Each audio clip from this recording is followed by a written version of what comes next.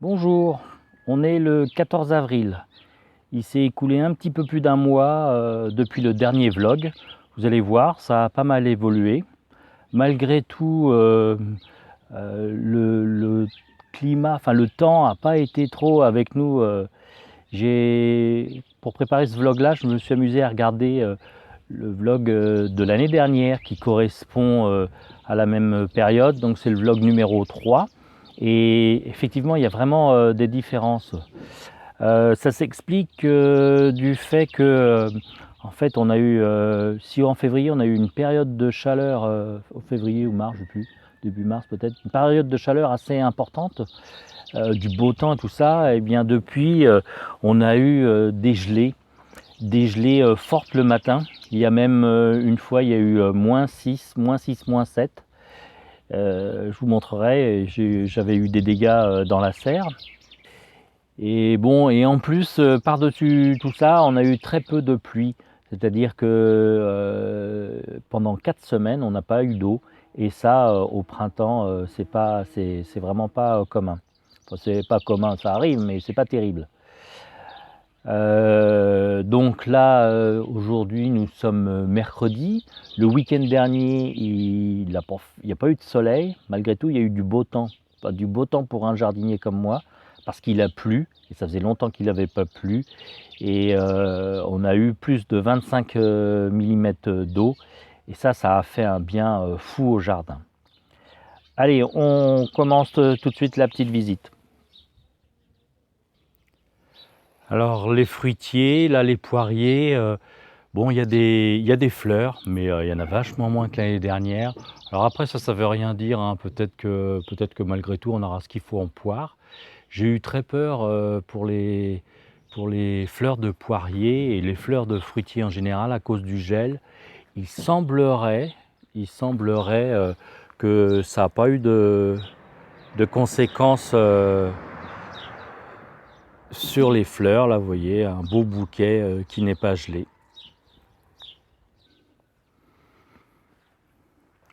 Ça, ce sont les fleurs du prunier mirabellier. J'espère qu'on aura des prunes, des mirabelles. Là, on voit quand même, il y a des fleurs qui sont un petit peu abîmées. Bon, on ne peut pas encore savoir s'il y a eu un impact très important des gelées. En tout cas, moi j'entends pas mal d'insectes, donc ça vrombit, c'est sympa. La partie carré de jardin, bon vous avez vu par rapport à la dernière fois, j'ai fait un peu de nettoyage. J'ai bien nettoyé, ça c'est un peu le coin aux aromatiques. J'ai planté l'origan que m'avait donné ma copine Véronique.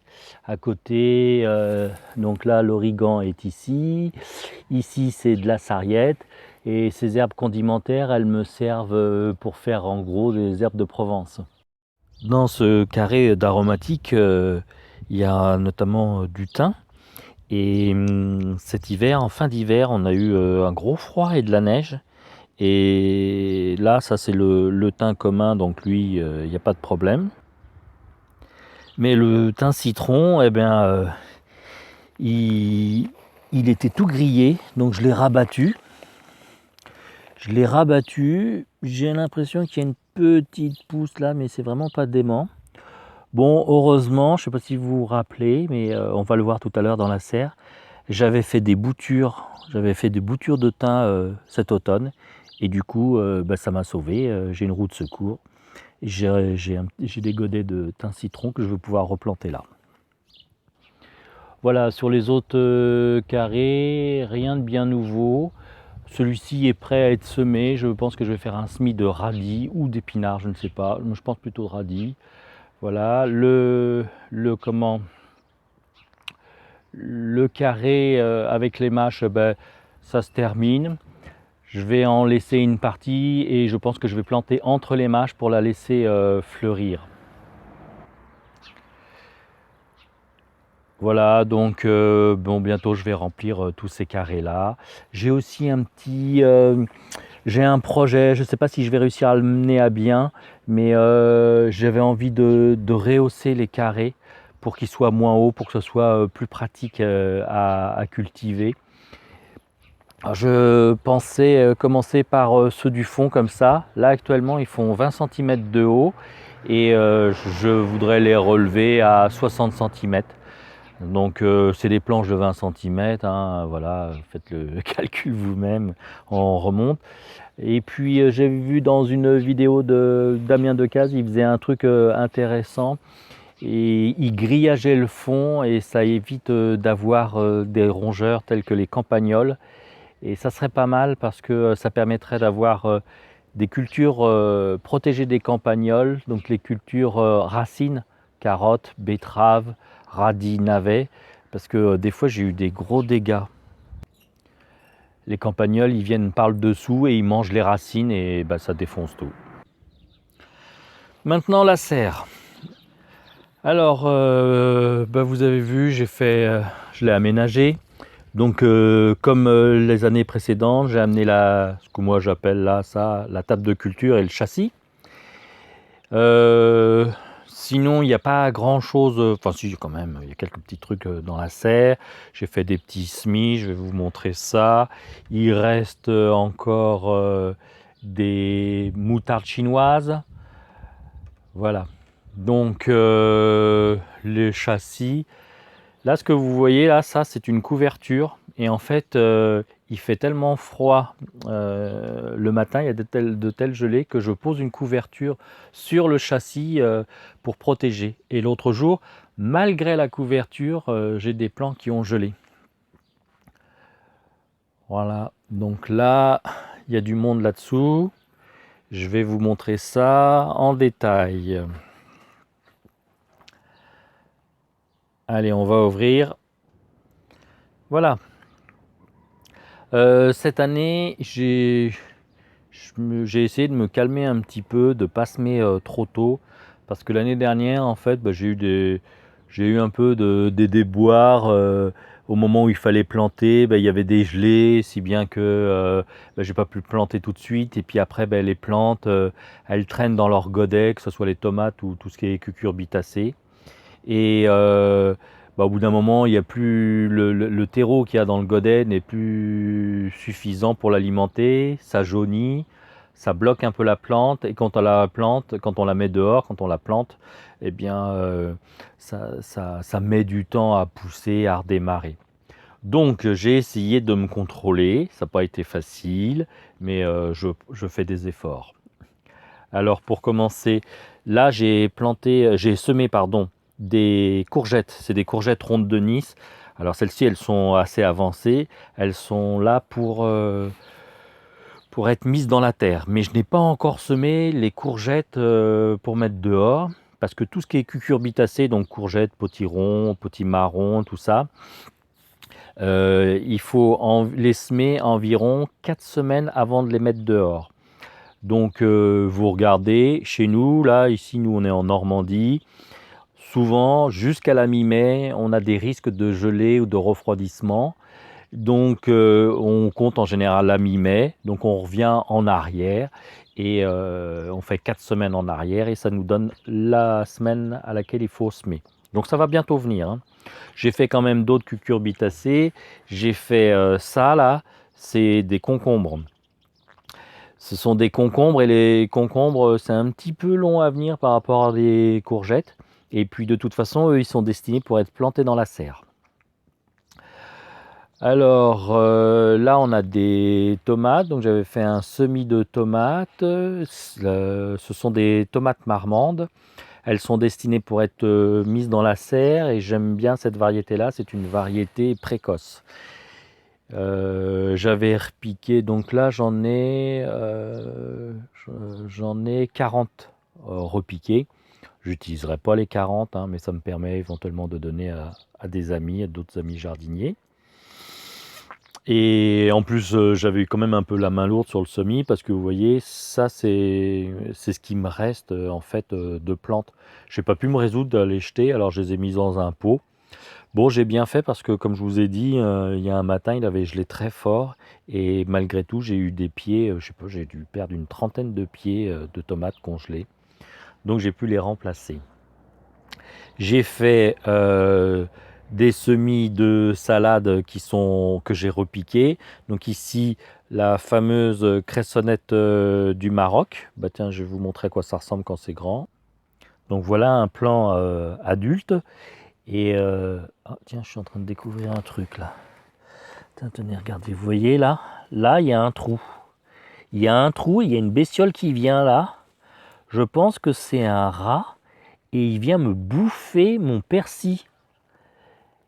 Et ça me chauffe, hein. Et il m'a fait des dégâts pas possibles parce qu'il passe, il fait des galeries, il mange aussi les racines. Bon, ça c'est vraiment ennuyeux, hein. Et je pensais, j'avais mis un peu de poison, hein, pour le tuer. Et je pensais que je m'en étais débarrassé, j'avais rebouché le trou et il y avait rien. Et ben si, il est revenu. Bon, alors je ferme la parenthèse. Donc voilà le plan de cressonnette du Maroc. Et le gros intérêt de cette salade, c'est que c'est une salade à couper. Voilà un pied qui a été coupé il y a quelques jours. Donc on le coupe comme ça, on mange la salade et elle repousse, elle repart. On peut, si on se débrouille bien, on arrive à faire 3-4 coupes.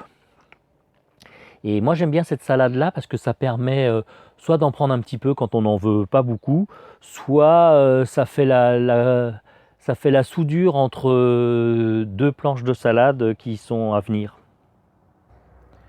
Ensuite, ça c'est un semis de Batavia, la Batavia dorée de printemps. Donc je l'ai déjà expliqué, hein, depuis quoi, 2 ans, 3 ans, je fais ça maintenant. Je fais les semis en caissette de semis et ensuite je repique.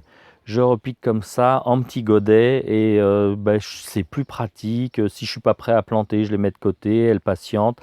Là, elles grossissent gentiment.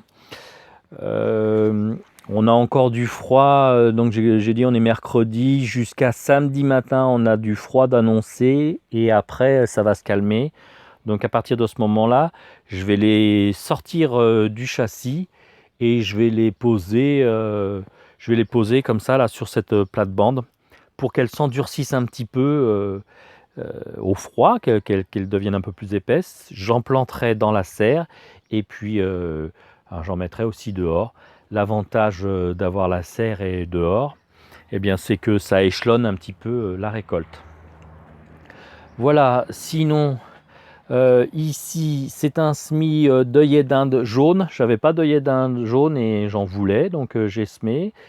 À côté, c'est un semis d'impatience, de fleurs d'impatience. Et là, je suis super déçu, le semis ne marche pas, mais pas du tout. Donc on est semaine 15, ça a été semé semaine 12, ça fait 3 semaines, ça devrait être levé, ça ne marche pas. Bon, écoutez, ça arrive. Ça, c'est quelque chose qui arrive. J'essaye dans mes vidéos de vous mettre la réalité, parce que j'ai remarqué qu'il y a des youtubeurs qui font des vidéos de jardin et tout fonctionne, tout marche super bien. Or, c'est pas le cas. Moi, ça fait longtemps que je fais du jardin, mais il y a des réussites, il y a des belles réussites, mais il y a des échecs aussi, et parfois des échecs cuisants. Je vous en reparlerai. Donc moi, je ne veux pas occulter la vérité, parce que j'ai vu des fois des vidéos où on vous montre des trucs, ça marche sensationnel, tout ça, et puis j'essaye, moi ça marche pas. Du coup, on se dit, ouais, en fait, c'est moi qui suis nul et tout. Mais non, c'est pas ça, c'est que tout marche pas du feu de Dieu. Ça marche pas. C'est ça un peu, hein, quand on est avec la nature.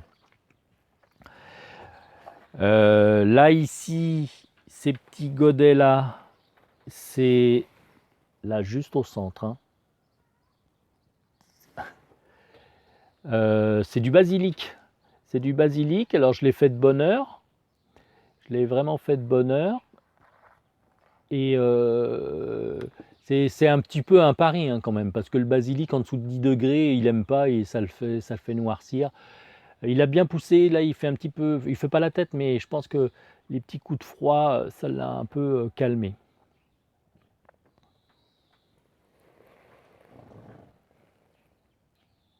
Et dernière chose, si vous avez vu la vidéo que j'ai fait sur faire une caissette de semis, et bien là vous avez le résultat. C'est des choux du marché de Copenhague, c'est un chou cabu, marché de Copenhague. Donc voilà, vous avez le résultat du semis. C'est dense, hein. Je l'ai fait un petit peu trop dense. Bon, c'est pas très grave, je vais m'en sortir. Là, le semis va être bon à être repiqué. On voit qu'il y a certains plants qui ont une vraie feuille de formée. Comme il est très dense, je vais me mettre à repiquer ça. Et d'ailleurs, en fait, je suis très content d'avoir repiqué ça parce que je ne sais pas pourquoi, mais j'adore faire du repiquage et mettre en godet les plantes. Donc je fais ça sur mon petit établi, c'est mon petit poste de travail. Je suis vachement bien. Je fais ça souvent quand il fait un peu froid dehors mais qu'il y a un peu de soleil. Du coup, je suis dans la serre, je suis tranquille et c'est vraiment un petit moment pour moi agréable. Voilà. Bon, pourtant, c'est une tâche un peu répétitive. Je comprends qu'il y ait des gens que ça emballe pas plus que ça, mais moi, je sais pas trop l'expliquer, mais j'aime bien faire ça. Et puis, à côté, il y a donc ici, là, ça c'est du poivron, et ici c'est des aubergines. Ça fait longtemps que c'est semé. Alors, c'est des semis qui sont longs à venir, hein. C'est Et je suis content, ouais, semaine 10, donc vous voyez, ça a 5 semaines, hein. Donc j'ai démarré le semis dans la maison, à la chaleur de la maison. Dès que ça a commencé à lever, j'ai été le mettre dans la serre. Bon, c'est des plantes qui demandent de la chaleur, alors elles ont été un petit peu ralenties, mais là je pense que ça, les aubergines, je pense que je vais pouvoir les repiquer. Voilà, ben, j'espère que j'aime bien les aubergines, c'est un bon complément dans les légumes. Sinon, j'ai aussi fait les semis des autres tomates. Voilà, alors j'ai essayé de ne pas faire comme les autres années où j'en faisais trop, j'en semais trop. Donc là, j'ai mis à peu près trois variétés là dans une même barquette et deux variétés dans cette barquette-là. Donc 5 variétés avec les marmandes, ça me fait 6 variétés. J'aime bien, ah non, puis plus, ouais, 7 variétés avec ici, là, ça là, c'est des tomates cerises. Bah, j'aime bien, moi, les tomates variées. Je les ai semées semaine 14, beaucoup plus tard que l'année dernière. Donc les tomates, comptaient entre 6 et 7 semaines avant de les mettre en pleine terre. Donc voilà, donc j'ai calculé, normalement je tombe à la mi-mai, donc ça va être impeccable. Donc je vais avoir mes tomates marmandes en précoce, et puis je vais avoir les autres tomates qui vont venir. Sinon voilà, ça c'est des petites boutures de thym que j'avais faites. Vous les avez vues dans le vlog précédent. Je les ai nettoyées, je les ai bien arrosées, et on pourrait les rempoter, on pourrait les mettre dans des pots plus grands. Et vous voyez, ben, heureusement que j'ai fait ça parce que ben, je vais pouvoir remplacer mon thym citron qui est mort. Ça c'est du thym citron et je suis ravi. Le semis de radis se porte bien, ça pousse. Bon, ça aurait pu pousser un petit peu plus vite, mais ça, je pense que c'est vraiment les alternances de chaud et de froid, surtout de froid. Là, à côté, c'est les épinards, donc c'est pas dément, hein, comme semis. Vous voyez, il y a des creux. Entre deux, je vais planter des petites salades, comme ça. Ben, là, de toute façon, la place n'est pas perdue, hein. Je mettrai des petites salades ou autre chose. J'en ai pas beaucoup. Donc bah, ça fera une petite friandise, c'est pas très grave. Il faudra que je refasse un semis.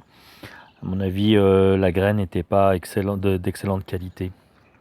Donc ça n'a pas très bien V. Faudra que j'augmente la densité. C'est toujours un petit peu le truc délicat, la densité de graines. Soit j'en mets pas assez et puis bah, ça fait des planches avec des trous ou des lignes avec des trous. Soit j'en mets trop et je suis obligé ensuite d'éclaircir. Bon, c'est comme ça, hein. Et puis là, cette petite ligne verte là, comme ça aussi c'est une petite friandise, c'est de la roquette. Allez, ben, je vous propose, on va faire la suite de la visite du jardin. Voilà, là je suis en plein boulot, je suis en train de refaire de préparer la planche, la lasagne pour les pommes de terre. J'ai acheté de la paille l'autre jour, ça fait partie des entrants. Et là, je suis en train de préparer la planche. Pour le moment, je dresse tout ça. J'avais mis il y a quelque temps, enfin, il y a plusieurs mois de ça, j'avais mis des branchages, des tailles de haies, des choses comme ça pour mettre dans le fond pour que ça enrichisse. Là, c'est l'ancienne lasagne où il y avait les pommes de terre, donc je suis en train de gratouiller ça. Il aurait fallu qu'en hiver, je couvre tout ça avec de la paille ou avec une bâche. Bon, ben, je ne l'ai pas fait. Du coup, l'herbe repousse, mais je vais vous montrer. Bon, alors ça, l'herbe, on la retire. Mais vous voyez, après les pommes de terre, eh bien, j'ai une super terre, j'ai un super compost. Et ça, c'est le truc génial de cette méthode-là. Ben, je vous la détaillerai bientôt.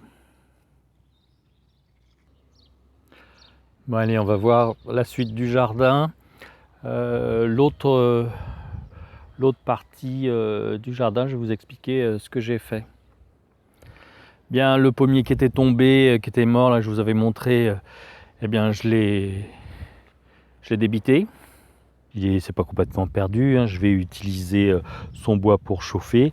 Et je me suis amusé à couper des rondelles comme ça, des rondelles de bois.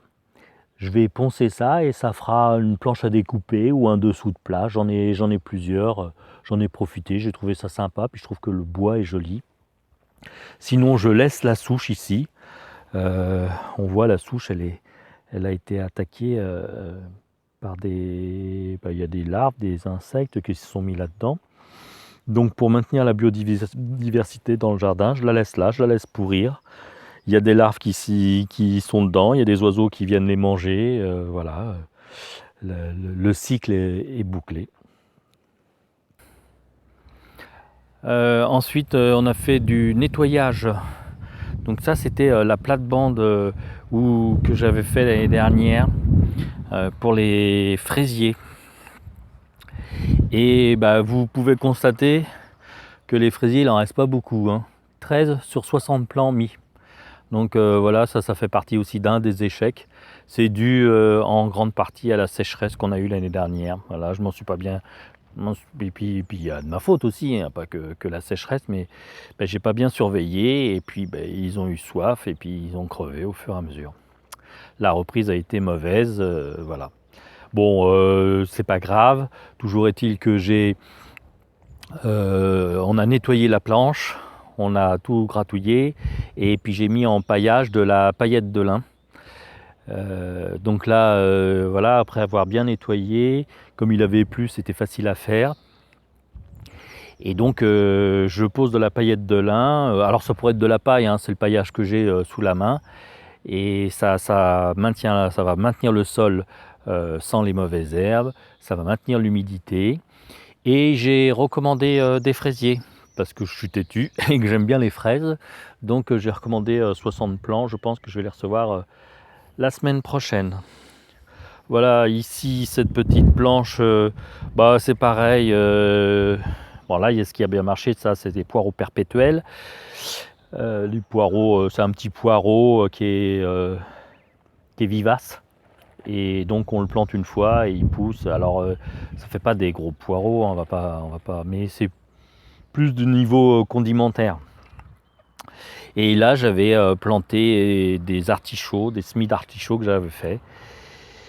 Ils ont bien poussé, ils étaient pas mal, mais l'artichaut, ça craint le froid. Et on a eu une période de neige avec du froid intense et tout a gelé, tout a pourri.